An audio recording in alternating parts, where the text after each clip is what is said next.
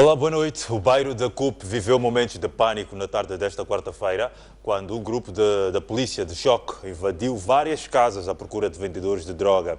É naquele bairro onde se localiza uma zona com histórico de venda e consumo de drogas proibidas, a Colômbia. Quando estavam a atingir, ninguém estava. Os vestígios no chão e a agitação popular testemunham a passagem da polícia nesta zona do bairro da CUP, vulgarmente conhecida por Colômbia. Fala-se de dezenas de polícias de choque e cães farejadores que visavam desmantelar focos de venda de drogas. Foram várias casas invadidas nesta operação que começou por volta das 14 horas. A polícia, quando chegou aqui, arrombou essa minha porta, entraram no quarto, arrombaram o meu quarto, vasculharam de qualquer maneira minhas coisas no chão. Os meus netos estavam a almoçar, deitaram aquela comida, entraram com cães aqui. Aqueles cães também começaram a meter boca no comida dos meus netos, entraram no quarto da minha filha também, arrombaram e assim a fechadura está estragada. Entraram a polícia aqui na minha casa com cães, vasculharam. A casa desta mulher também foi invadida e o filho foi detido. A revolta é grande. Vasculharam minhas coisas aí dentro, tudo, não apanharam nada. Com o cães dela, entraram com o cães tudo aí dentro, não apanharam nada. Mas já levou o meu filho. Momentos depois, o filho voltou com um semblante mais tranquilo. O jovem conta que a polícia o confundiu com vendedores de droga, mas depois de prestar depoimentos na esquadra, foi liberto. Isso foi uma desavença que vieram aqui, estavam busy no barão, pensaram que eu sou barão. Barão de quê? Que vende essas coisas de droga. Eu não sou barão, confundiram-me. Os moradores do bairro da CUP reconhecem que esta zona tem um histórico de venda e consumo de drogas, mas criticam a forma como a polícia agiu. O bairro em si não tem nenhum histórico de criminalidade. É um bairro calmo, tudo bem que é um bairro já com uma fama muito má, mas o bairro em si nunca mostrou perigo, assim, nunca deixou a desejar as pessoas. Os carros saíram e estavam disparados de qualquer maneira. Até quem estava no volante, uma mão pegava o volante, outra mão disparava a KM.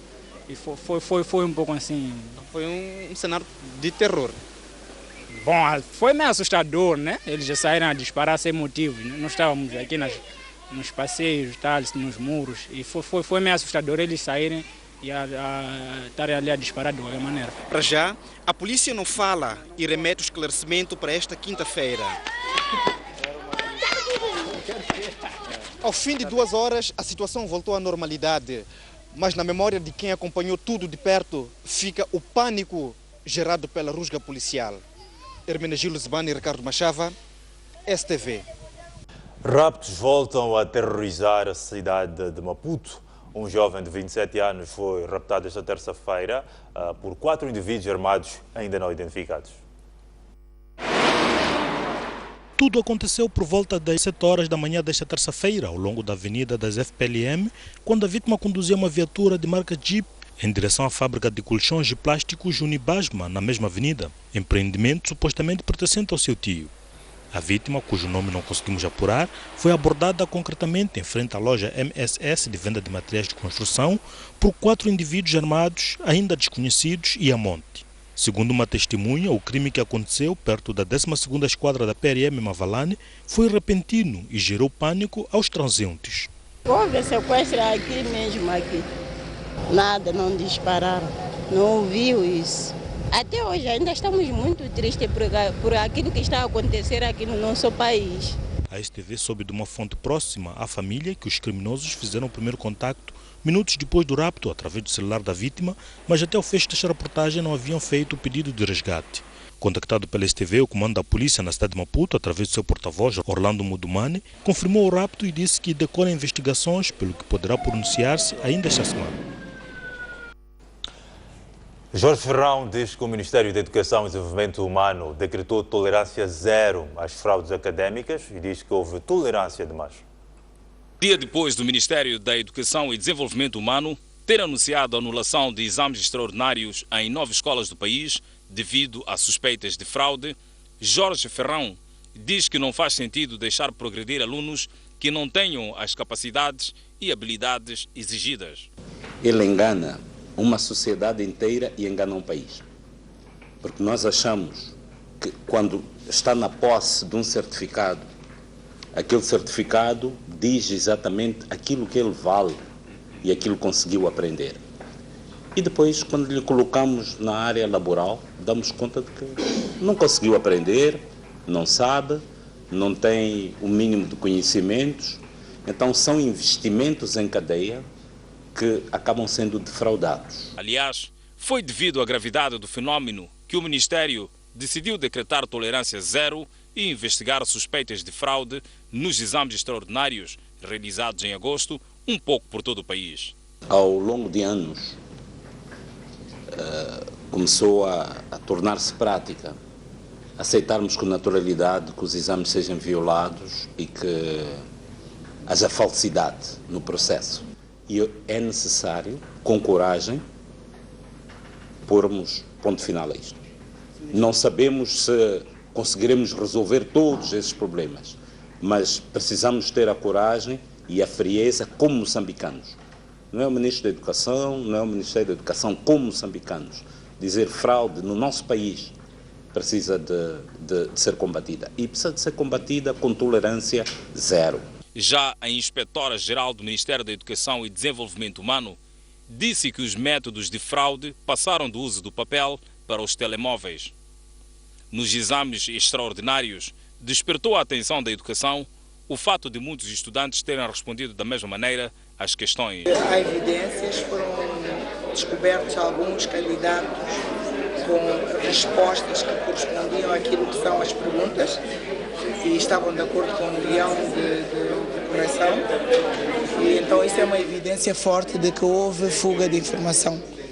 E essa fuga foi transmitida por via telemóvel, como dizia o Sr. Ministro, que agora não é a forma física, não é o papel que circula, mas a informação circula via telemóvel. E para confirmar que houve fuga, nós detectamos que em algumas escolas, sobretudo da província de Maputo, há entre exames de vários alunos muitas respostas idênticas. O setor da educação garantiu que irá investigar caso a caso e os estudantes que não estiverem envolvidos na fraude terão os seus resultados afixados. Os governantes falavam no final de uma cerimónia de assinatura de um memorando de entendimento entre o Ministério da Educação e a Embaixada de Portugal para o apoio à formação de quadros.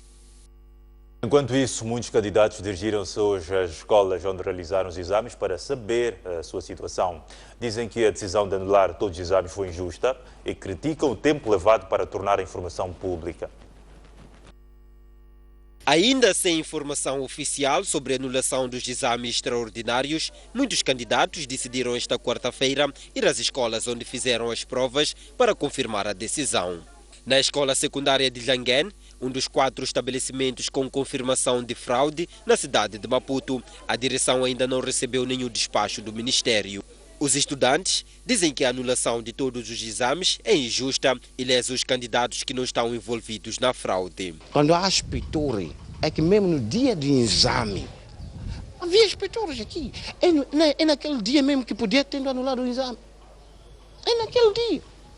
Deixa o exame ser corrigido e depois vão fixar com os pautas quando dizem que já não serve. Não. Isso dói muito.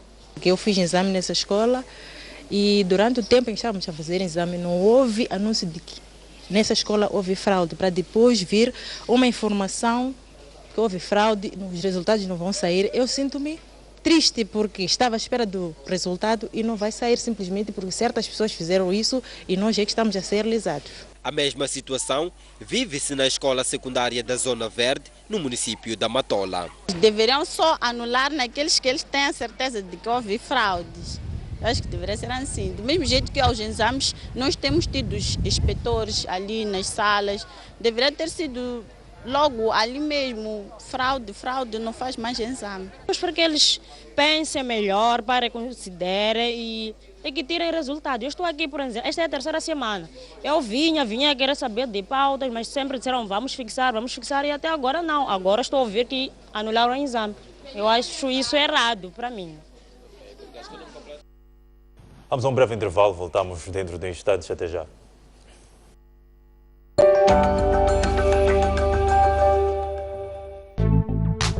Seja muito bem-vindo ao Vida Plena. Olá, paz.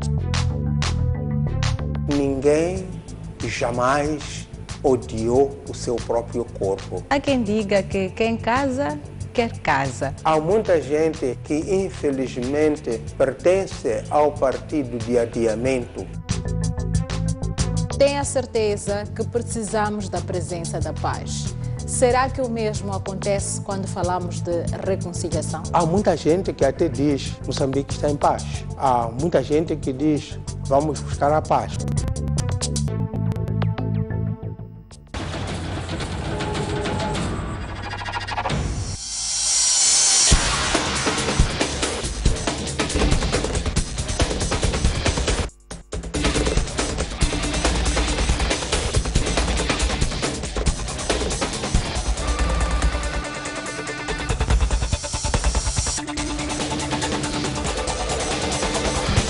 STV também é dispor.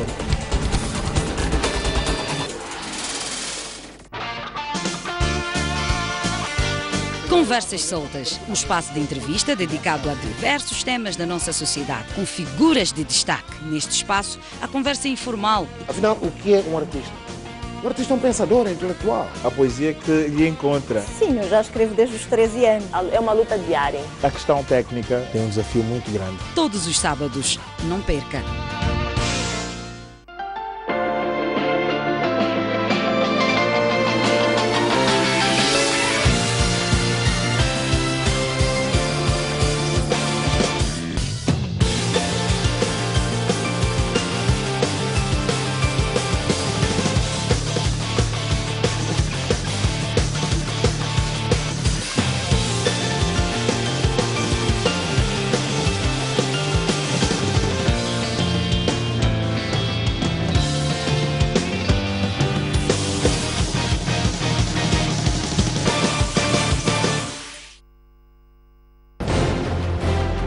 Um país sem história é um país sem futuro. Um país sem cultura é um país sem identidade. Um mundo sem referências é um mundo sem norte. Um país sem ídolos é um país sem referências.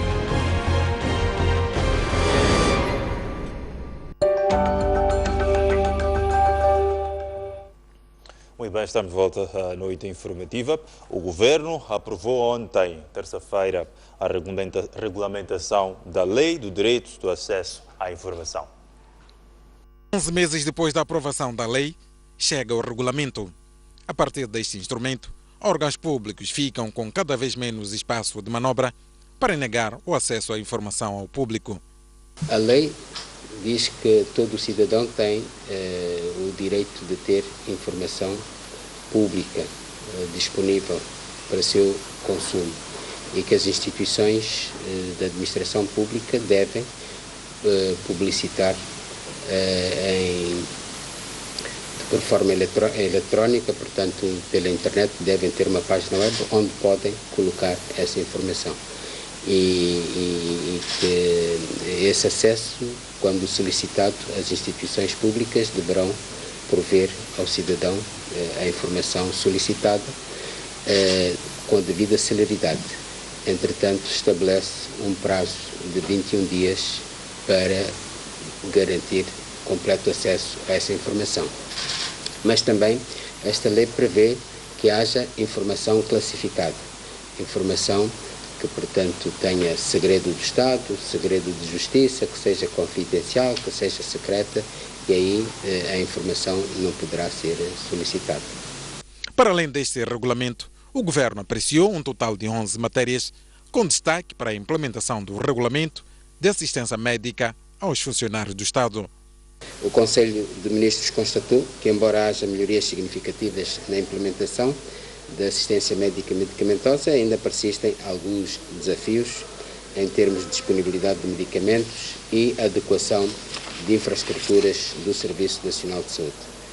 Nesta terça-feira, o Conselho de Ministros cumpriu a sua 36ª sessão ordinária.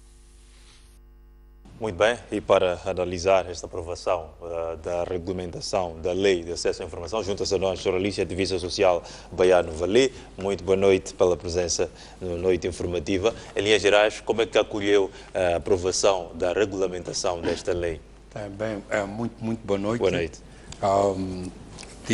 Os teus telespectadores. Eu acho que já era sem tempo.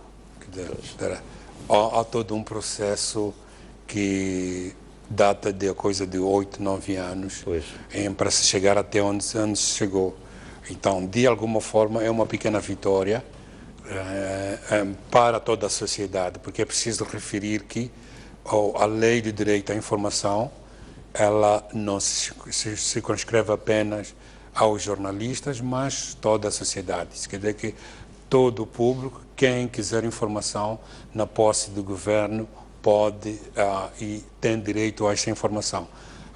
Digo que é uma pequena vitória porque para que a lei seja efetiva é necessário que estejam criados vários mecanismos, várias situações entre as quais temos que romper com uma cultura de secretismo no nosso aparelho de Estado, no nosso Estado, que é alguém determinava que não podia fornecer um determinado tipo de informação, pura e simplesmente podia-se, por exemplo, aceder à figura de segredo de Estado. E o que é isso de segredo de Estado? Acho que o segredo de Estado, da forma como foi definida em 1979, já não se coaduna com os tempos. Então, é uma pequena vitória, mas vai carecer que toda a sociedade civil ela seja mais atuante ainda, obriga o governo, aliás, é o dever do governo de fornecer essa informação e nos casos em que se recusar a fornecer a informação, tem que explicar por que razão, está e bem fundamentado, por que razão recusa-se a fornecer essa informação. Já de como ativista social, que impacto é que espera que esta lei traga para a sociedade em geral? Bem, é necessário referir que existe aquilo que se chama de prestação social de contas, em que o Estado, por exemplo, fornece toda e qualquer informação que permite monitorar o estágio das atividades que o Estado se propôs a realizar. Então, nesse sentido, a ter acesso a essa informação, eu já sou capaz de dizer, ou terei instrumentos para advogar ainda mais para que o Estado cumpra com as suas promessas, ou as promessas que constam do próprio plano quinquenal do governo, ou outro tipo de promessas. Então, nesse sentido, para com o ativista social, isto vem mesmo a calhar, mas, como eu dizia, tudo vai depender de como a lei será implementada. E uma das coisas que se dizia, porque eu não tive acesso ainda à cópia do que foi do que foi aprovado, não é? Do regulamento aprovado, ainda não tive acesso a essa cópia. Portanto, não posso dizer se as questões colocadas pela sociedade civil foram ou não acolhidas e como é que elas foram acolhidas. Mas uma das coisas era como é que a implementação da lei vai ser monitorada, não é?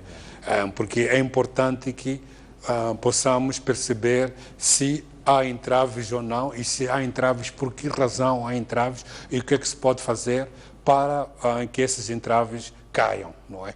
E depois outra coisa era, que entidade é que haveria de ter o ônus de realizar essa monitoria?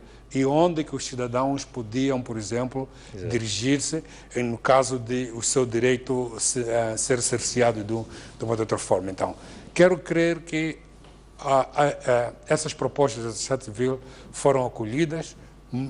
Estou a falar de uma forma mais otimista, otimista, mas só poderei confirmar isso depois de ter acesso à cópia final. Exatamente. E, bom, a lei foi aprovada, portanto, foi ano passado, também o regulamento foi aprovado ainda ontem pelo Conselho de Ministros. Quais são os desafios para que esta lei seja efetivamente implementada? Sim. Exato. Sim. Fora a monitoria, falou da monitoria. Monitoria, sim. Sim. É necessário que, de alguma forma, haja maior disseminação. Pois. É necessário que os cidadãos saibam o que é que a lei diz e o próprio regulamento. É necessário que as coisas sejam definidas claramente. Por exemplo, quando o vice-ministro fala de classificação, como é que essa classificação é feita? Vamos lá supor, uma grande polêmica recente é a questão, por exemplo, dos contratos na indústria extrativa. A outra é a questão, por exemplo, do negócio de Ematum, em que é necessário ver como é que esses contratos estão. Então, como é que o Estado, nesse caso o governo, vai classificar casos como esses de contratos por aí, right? De modo a que tu e qualquer outro cidadão possam dizer, ok, mas isso aqui é legítimo, porque muitas vezes o secretismo não é legítimo. Há casos em que o secretismo ele é legítimo, mas há casos em que não é legítimo. Pura e simplesmente alguém decidiu que é assim, é assim. E depois é necessário que dentro do próprio aparelho do Estado, as pessoas que detêm informação, elas sejam sensibilizadas para fornecerem a informação. No nosso dia a dia, nós deparamos-nos com situações em que, em alguns momentos, alguém, por simplesmente, recusa-se a fornecer a informação. Mas se formos a perguntar por que razão, nem ele ou ela saberá nos dizer por que razão. É o tal... Quer dizer, a figura do segredo do Estado, ela acaba escondendo muitas coisas quando necessariamente não era segredo de Estado, percebe? Então, eu acho que esse desafio é a questão da cultura, essa cultura de secretismo que se instalou, que é necessário que haja maior transparência, de modo a que possamos realmente usufruirmos dessa lei. O direito à informação é um direito fundamental e é um dos princípios basilares em qualquer democracia. Não é? Então, eu acho que essas coisas elas devem ser minadas. E temos que ter a instituição que vai fazer essa monitoria. Porque toda a informação de caráter público tem que ser disseminada. Não é? E o Estado, o próprio Estado, tem que ser proativo, não apenas reativo, porque tu ou eu fomos lá pedir a informação, mas tem que constantemente providenciar a informação. Exatamente. As mudanças que esta lei pretende introduzir vão significar uma viragem muito grande a nível da sociedade no geral. Considera que estamos preparados para explorar este direito que já é lei? Sim. É por isso que eu falava, por exemplo, da questão da cultura. A cultura que existe no próprio aparelho de Estado. Quer dizer que vai reparar que em alguns dossiês nós acabamos conhecendo por via das tais fugas de informação, os tais leaks. Mas essa informação, ela existe e é de interesse público. E se for de interesse público, não vejo por que um oficial de informação num gabinete possa criar barreiras. E é necessário que a própria sociedade civil seja mais atuante a pedir para que se forneça essa informação. Por caso contrário, nós teremos uma lei que existe em papel, mas na prática ela não existe. Então, aqui apela-se à própria sociedade civil para que, de uma ou de outra forma, sempre peça a informação a título coletivo ou mesmo a título individual.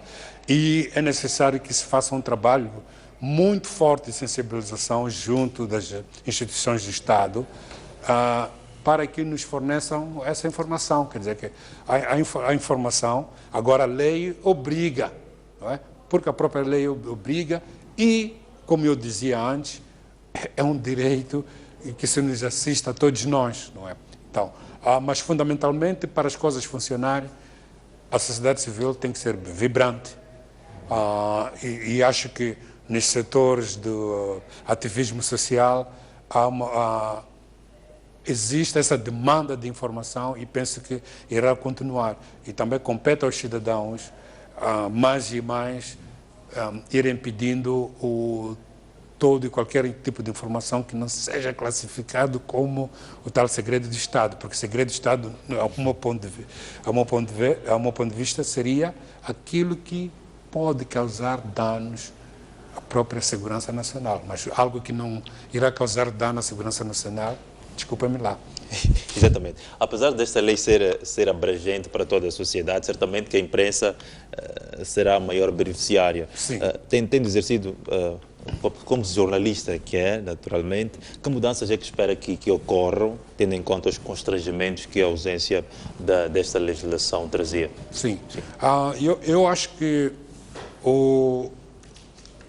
uma das coisas é que, como jornalista, houve alguns momentos em que deparei-me com um problema de acesso à informação, na medida em que não estava claro quem é que detinha a informação e quem é que tinha que fornecer essa informação.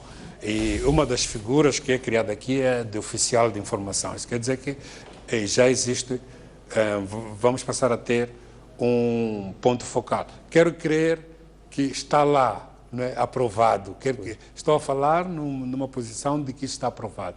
Quer dizer, um oficial de informação que irá fornecer, não é, ao qual vamos nos dirigir e pedir essa informação. E que essa informação seja fornecida com um pouco mais de celeridade, porque às vezes vamos, volta amanhã, e amanhã. E às tantas é um caso que é um caso, não vou dizer polêmico, mas de grande interesse público.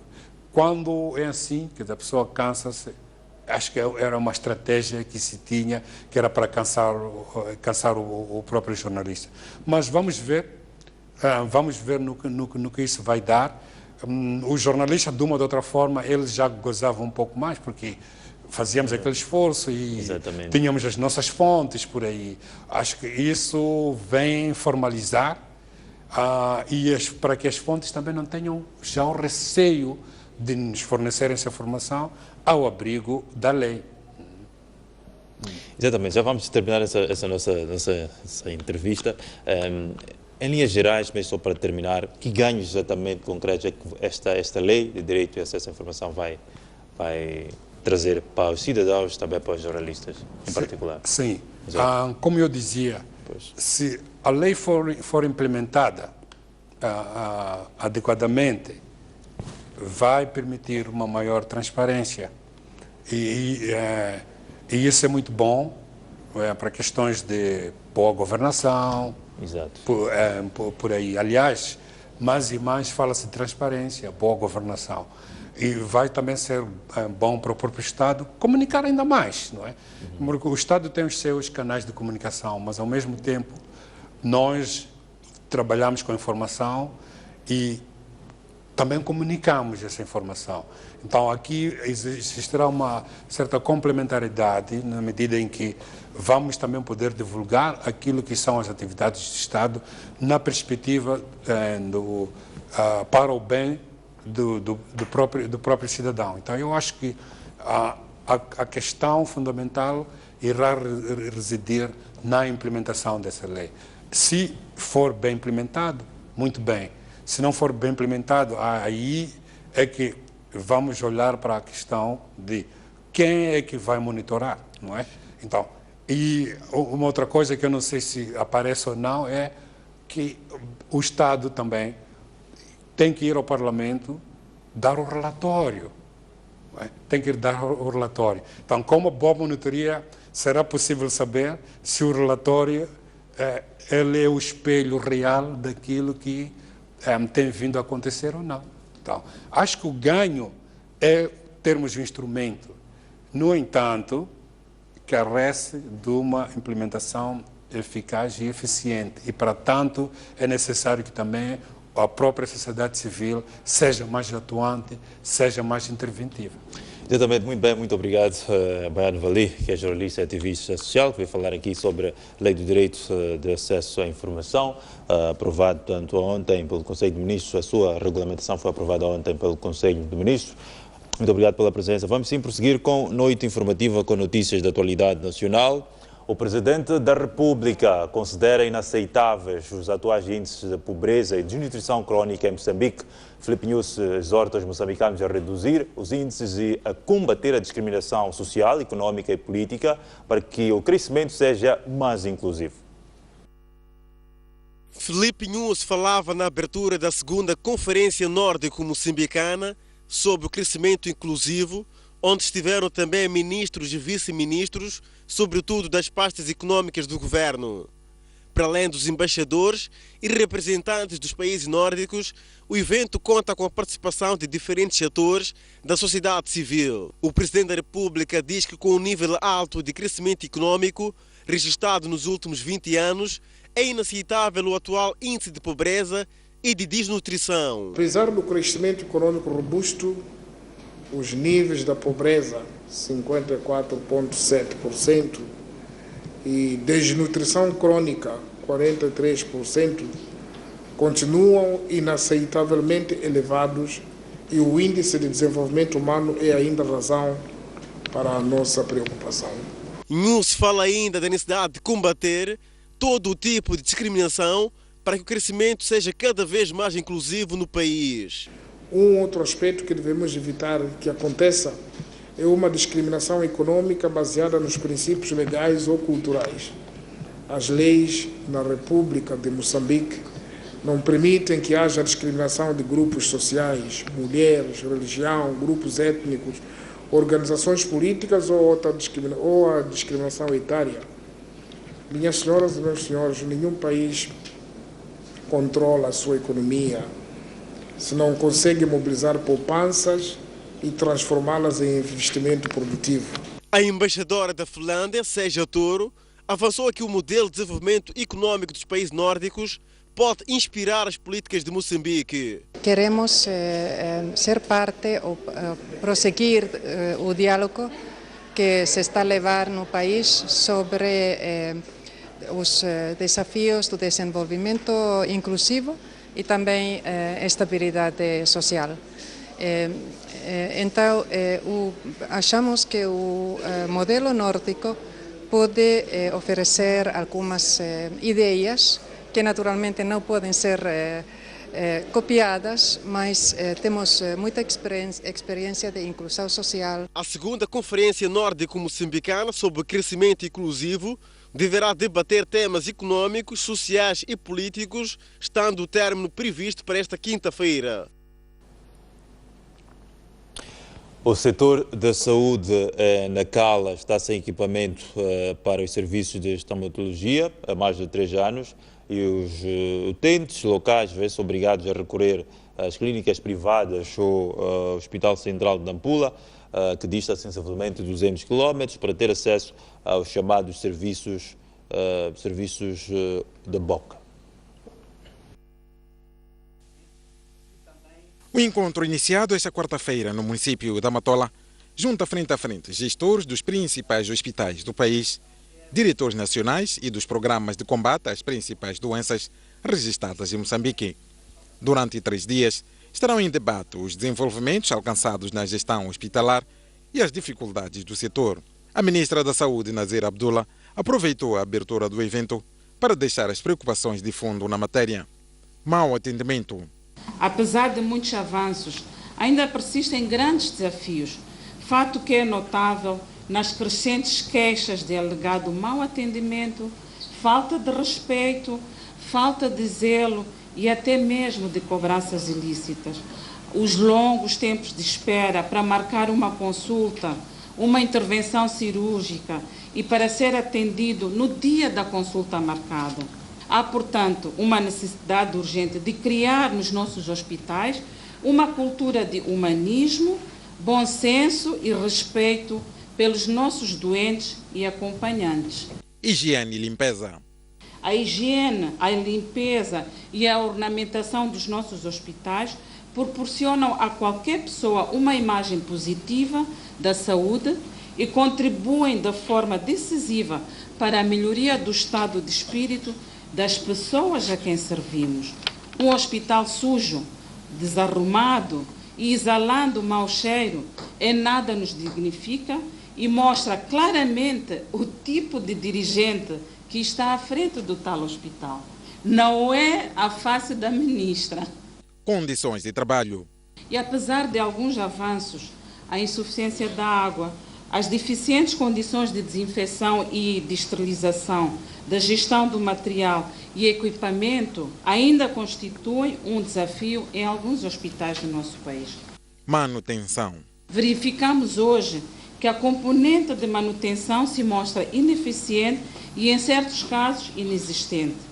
Assistimos à degradação da infraestrutura física dos nossos hospitais e à avaria precoce dos nossos aparelhos de laboratório, de imagiologia, das nossas viaturas e de outro equipamento que nos é bastante oneroso sob o olhar dos dirigentes locais. Os hospitais e todas as unidades sanitárias precisam do nosso maior envolvimento e responsabilização.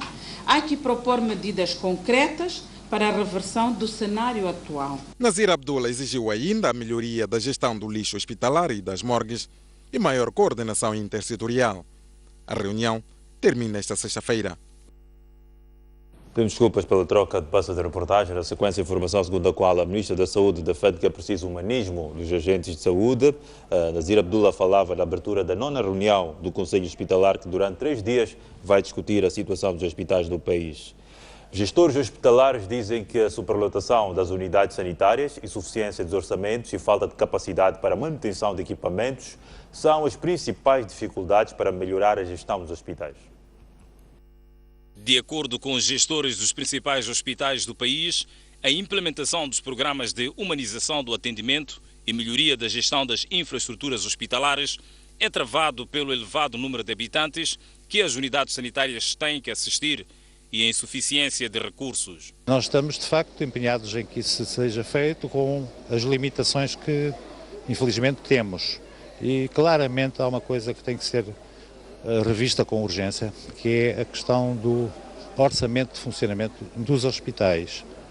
Suponho que os meus colegas nos outros terão problemas similares, mas é extremamente insuficiente para a gestão, quer para o funcionamento, para bens e serviços. Muitas das empresas da manutenção estão sediadas no Maputo, então há sempre esta grande dificuldade que existe, portanto, em termos de manutenção do hospital. Temos enfrentado algumas dificuldades por causa do número de doentes. Há uma superlotação de doentes a nível do hospital, porque nós respondemos a nível norte.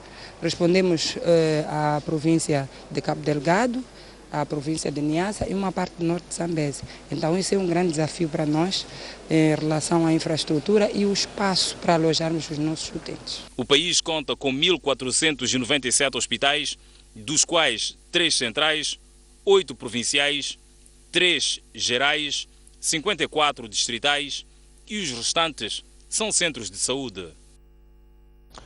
A Star Times reconheceu hoje que um gestor da empresa manteve seus colaboradores em cárcere privado na cidade da Beira, província de Sofala. A empresa promete responsabilizar o gestor e esclarece que as vítimas já receberam o dinheiro que reclamavam. Um dia depois de os colaboradores da Star Times na Beira terem denunciado o cárcere privado, o Conselho de Administração da empresa reconheceu esta quarta-feira em Maputo a ocorrência do incidente, mas atira a culpa ao gestor da delegação da Beira. Os trabalhadores em causa ficaram, sim, fechados numa sala e sobre este assunto os nossos colegas, ou melhor, o gestor envolvido vai ter que ser responsabilizado porque é um comportamento individual e não da empresa. A direção da Star Times esclarece que os trabalhadores em causa não fazem parte do quadro efetivo da empresa e que a dívida que esteve na origem do incidente já foi liquidada. Os trabalhadores em causa não fazem parte de trabalhadores efetivos da nossa empresa. Pedimos as nossas sinceras desculpas. Há 2 semanas que este problema aconteceu e já foi regularizado e o atraso foi exatamente 2 semanas. A empresa justifica o atraso no pagamento dos valores dos colaboradores com questões administrativas. O setor de saúde na Cala está sem equipamento para os serviços de estomatologia há mais de 3 anos e os utentes locais vêem-se obrigados, vezes sem contas, a recorrer às clínicas privadas ou ao Hospital Central de Nampula, que dista sensivelmente a 200 quilómetros. Os serviços de estomatologia na Cala, que funcionam apenas no Centro de Saúde Urbano, estão há sensivelmente 3 anos com problemas da falta de equipamento para o tratamento de várias patologias que afetam a boca. E os pacientes locais vêm-se obrigados a recorrer às clínicas privadas ou ao Hospital Central de Nampula, que dista sensivelmente 200 km, para ter acesso aos chamados serviços da boca, segundo deu a conhecer a STV o médico-chefe distrital Jeremias Alberto. Temos algum problema, que é a questão de restauração do dente. O que se faz neste momento é apenas extrações dentárias. Isso porque temos algum déficit de algum material, mas a direção provincial já tem conhecimento sobre o assunto. Já abordamos esse assunto na última visita da Sua Excelência ao Governador. E a direção provincial já tem as condições criadas. Acreditamos nós, em breve, dentro de uma semana, nós poderemos receber uma nova cadeira para o serviço de estomatologia.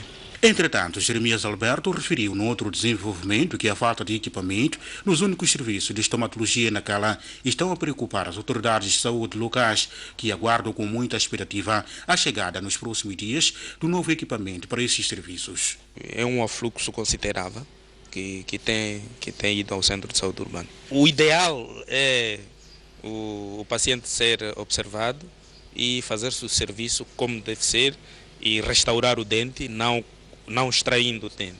O ideal é extrair, mas essas condições estão sendo criadas. Nós temos o déficit, temos dificuldades, como eu dizia, a direção provincial tem o conhecimento disso. Por isso mesmo, essas condições já foram criadas e nós a curto prazo devemos ter. O serviço de estomatologia, lembra-se, tem sido um dos mais procurados a nível da cidade portuária de Nacala, mesmo com problemas da falta de equipamento para o efeito.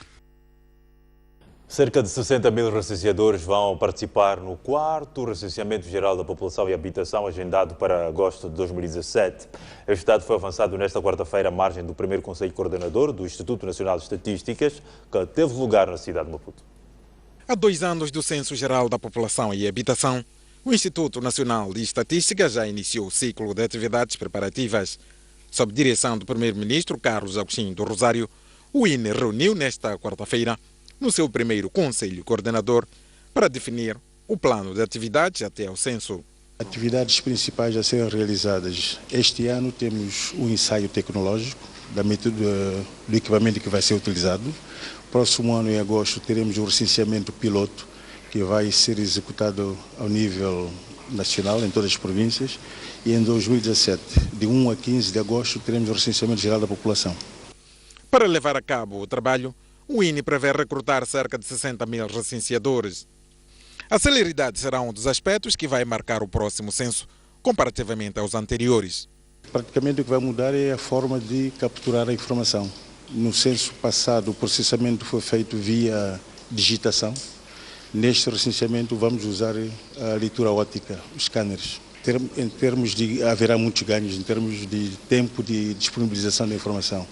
No censo anterior levamos 26 meses. Nossa expectativa agora, no próximo recenseamento, é que o tempo seja reduzido para 12, o mais tardar. Refira-se que o último Censo Geral da População e Habitação teve lugar em 2007 e revelou que a população moçambicana era de um pouco mais de 23 milhões. O governo português condecorou na noite desta terça-feira o Parque Nacional da Gorongosa como membro honorário da Ordem de Mérito em reconhecimento do seu papel na preservação natural.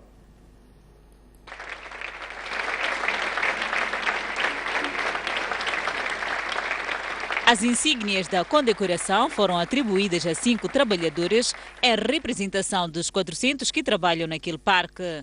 Trata-se de Mário Macane, Celina Dias, Pedro Maungura, Greg Carr e Mateus Mutemba. Os 5 membros da administração do Parque Nacional da Gorongosa merecem esta distinção pelo esforço e trabalho desenvolvido nos últimos 20 anos na recuperação e preservação do património natural em Moçambique.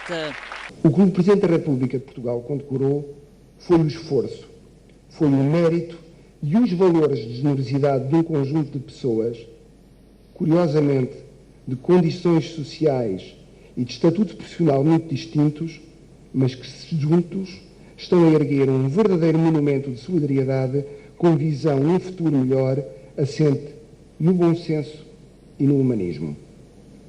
O Presidente da República de Portugal pretendeu apenas, com esta condecoração, exprimir o seu apreço pela obra e pelo exemplo desta mulher, destes 4 homens, dizendo-lhes na prática, de forma simples, aquilo que todos os portugueses que conhecem o trabalho desta equipa, liderada pelo Mateus Mutemba e com o apoio do Greg Carr, sentem por eles. Celso Correia, Ministro da Terra, Ambiente e Desenvolvimento Rural, reconhece a distinção do governo português e diz que esta condecoração veio numa altura em que o desempenho dos funcionários do Parque Nacional da Gorongosa está a ter resultados no combate à caça furtiva. Este reconhecimento surge no momento em que Moçambique já começa a ter resultados palpáveis também no nosso exercício de combate à caça furtiva. Os números que temos registrado ao longo deste ano demonstram que a nossa ação conjunta dos que tomam conta dos parques, dos que operam os parques e de toda a sociedade mobilizada está a conseguir resultados que irão orgulhar com certeza a todos os moçambicanos. Estas imagens falam por si, mostrando a fantástica fauna e biodiversidade neste que é considerado um dos sítios mais belos de África. Já se fez muito pela restauração do parque, mas ainda não é tudo. Vários desafios existem pela frente. A restauração do Parque Nacional da Gorongosa ainda não é obra acabada. Temos desafios, vários, entre os quais estão o incremento dos assentamentos humanos no parque e os vários impactos decorrentes das suas várias atividades. O outro é o desafio da sustentabilidade financeira do parque, num contexto em que o turismo tem estado a decrescer devido à instabilidade na região onde estamos localizados. Esta condecoração honra-nos por um lado, mas responsabiliza-nos por outro, em relação a Moçambique e ao mundo. Esta cerimónia contou com a presença de figuras públicas de Moçambique e Portugal, entre as quais a primeira-dama de Moçambique, Isaura Nhusse.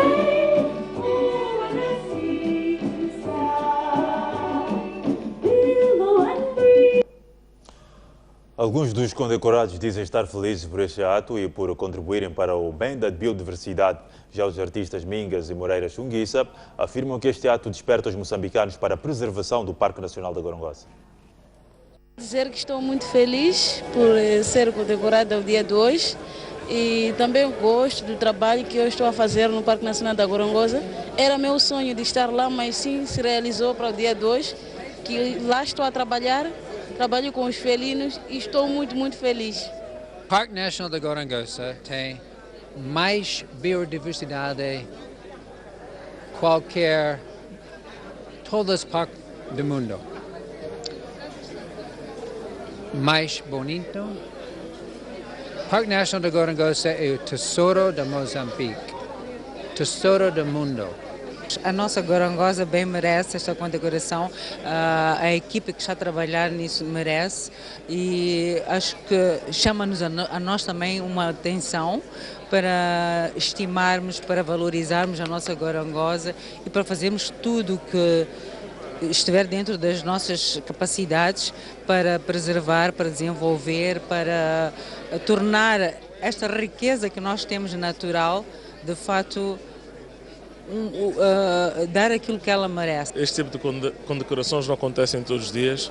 Eu acho que a dedicação e o esforço a toda a equipe, não só aos 5 que estiveram no palco, mas a equipe toda que está envolvida no Parque de Gorongosa, num país como Moçambique, onde nós ainda temos alguns desafios básicos. Acho que viu-se o administrador Mutemba a falar um bocado da instabilidade que afeta diretamente a diminuição, né, ou do fluxo dos turistas, né, e não só ao parque, que de uma ou de outra maneira pode desanimar as pessoas que estão ali a trabalhar. É de louvar, é um acto de muita coragem, de acreditar, e a própria fundação, o Greg Carr, que investiu milhões, acho que é uma boa mensagem para nós como moçambicanos, né, que temos que seguir os nossos corações, né? O economista João Mosca defende que o governo deixou de se preocupar com a agricultura na sua política governativa, fato que está a criar níveis acentuados de pobreza na Zambésia por se tratar de uma província potencialmente agrícola. O economista João Mosca referiu nesta palestra por si proferida em Climane que os níveis de pobreza na Zambésia devem-se a fracos investimentos no campo agrícola. Mosca entende que o governo deve virar atenções para a Zambésia. Sendo a Zambésia a província basicamente agrícola, produtos alimentares e outros, conforme vocês já sabem, e nós sabemos que a agricultura não tem merecido devida importância desde praticamente depois da independência, anos 80, a agricultura deixou de ter grande importância nas políticas governamentais. Não é só recente, é já de 3, 4 décadas atrás.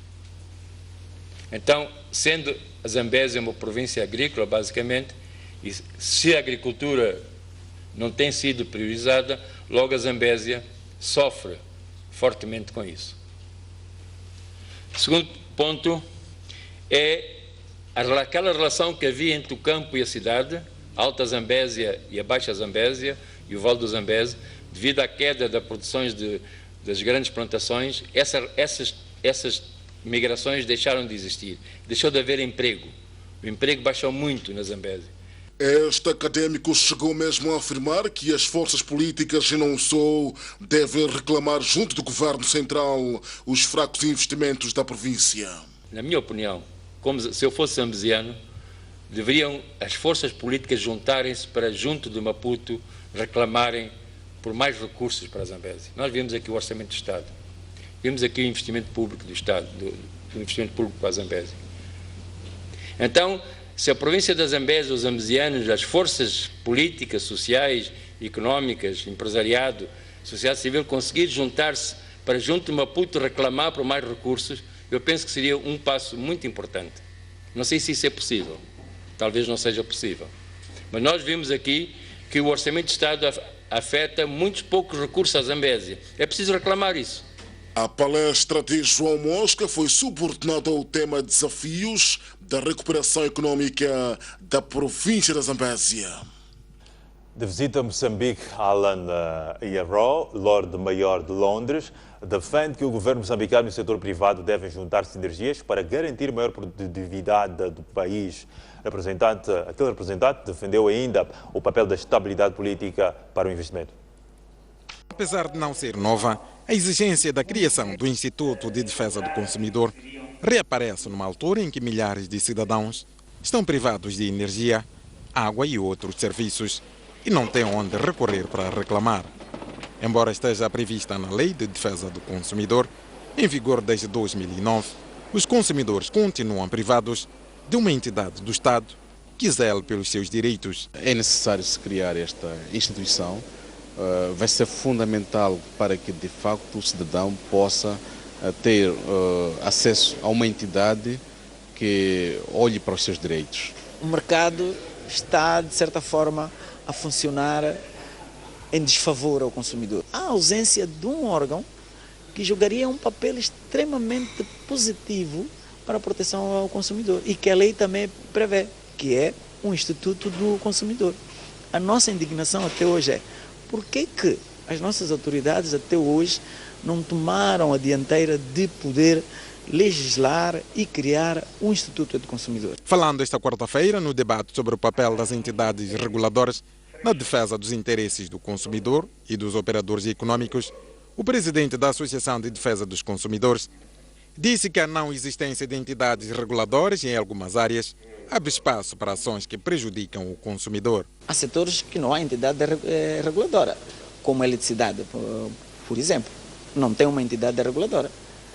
Tem um conselho de energia, mas que não é uma entidade reguladora. Estamos a dizer o quê? Que tudo que é relacionado à energia, a eletricidade é que tem o pleno arbítrio de decidir o que faz, quanto faz, como faz e o que é que tem que vir a dizer. Não há ninguém que o possa fiscalizar e poder sancionar, só se for o Ministério de Tutela, que é o Ministério da Energia. Mas dizer que de facto, esta não existência de algumas entidades reguladoras deixa muito a desejar. A Lei de Defesa do Consumidor prevê o direito à qualidade dos bens e serviços, à educação para o consumo, a reparação dos danos patrimoniais ou não patrimoniais que resultem da ofensa dos interesses do consumidor.